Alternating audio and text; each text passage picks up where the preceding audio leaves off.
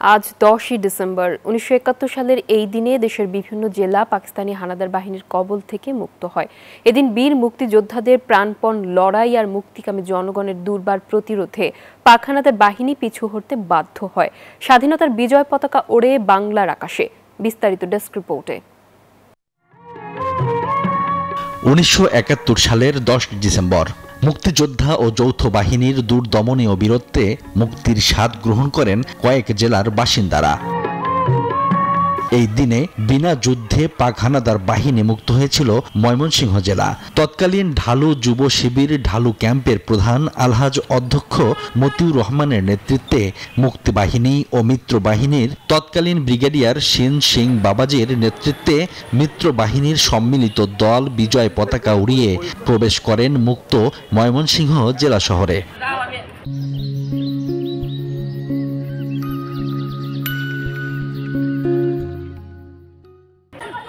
মুক্তিযোদ্ধারা জানান, 9 মাসে হানাদার বাহিনীর সাথে জেলায় প্রায় 70টির মতো সম্মুখ যুদ্ধ সংঘটিত হয়। শহীদ হন প্রায় 2 শতাধিক মানুষ। এছাড়াও 32টি বৌদ্ধভূমি ও অসংখ্য টর্চার সেলে ধরে নিয়ে হত্যা করা হয় অসংখ্য মানুষকে, কিন্তু আজও শনাক্ত করা হয়নি অনেক বদ্ধভূমি। বিজয়ের আনন্দে আমরা সেই দিন দেখেছি মানুষের কি আনন্দ, বাঁধ ভাঙা জোয়ারের মতো আনন্দ। শুধু চিঠি চলাচলি হয়েছে, পত্র চলাচলি হয়েছে। এই বদ্ধভূমিটি সংরক্ষণের জন্য দৃশ্যমান কাজ কোনো হাতে আমরা দেখিনি। 10 ডিসেম্বর টাঙ্গাইলের ঘাটাইল উপজেলার মানুষের কাছে অত্যন্ত গৌরবময় দিন। পাক হানাদার বাহিনীর কবল থেকে মুক্ত হয়েছিল এই এলাকা। মেজর হাবিব কমান্ডারের নেতৃত্বে বানিয়াপাড়া সেতু, মেজর মোস্তফা কালিদাসপাড়া সেতু দখল করে ঘাটাইল থানার দিকে অগ্রসর হন। কাদের সিদ্দিকী নিজেই পশ্চিম দিক থেকে আক্রমণ করেন।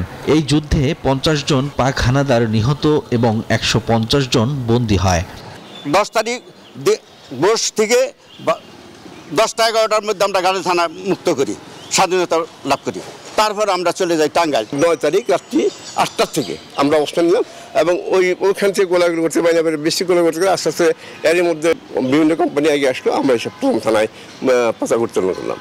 কাদেরিয়া বাহিনী ছিল সবচেয়ে শক্তিশালী। তাদের নেতৃত্বে যমুনায় পাকিস্তানি যুদ্ধ জাহাজ ধ্বংস করে মুক্তিযোদ্ধারা।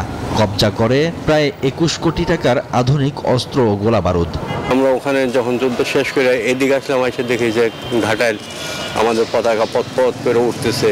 পরিশেষে আমরা এখানে আমাদের সাথে যে জনবল ছিল তারাও আমাদের সাথে একত্রিত হয়ে এখানে অনেক সাহায্য সহযোগিতা করছে।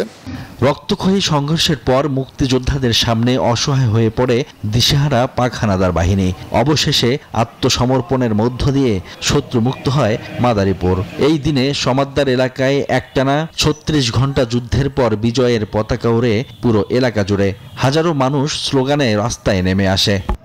যেহেতু আমাদের কাছে তো আত্মসমর্পণ করেছে, সেহেতু আমরা কেউ তো আমরা গুলি করবে না। এরপর আমাদের এক এক করে বেড়ে আসে এবং ওই দিনেই মাদারীপুর মুক্তি দিবস বলে ঘোষণা হয়। এই 10 ডিসেম্বর প্রতি বছর আমরা মাদারীপুর মুক্তি দিবস হিসেবে পালন করি। যুদ্ধে মাদারীপুরের সর্বকনিষ্ঠ মুক্তিযোদ্ধা সরওয়ার হোসেন বাচ্চু শহীদ হন। নিহত হন 20 জন পাক সেনা। Desk report, news 24।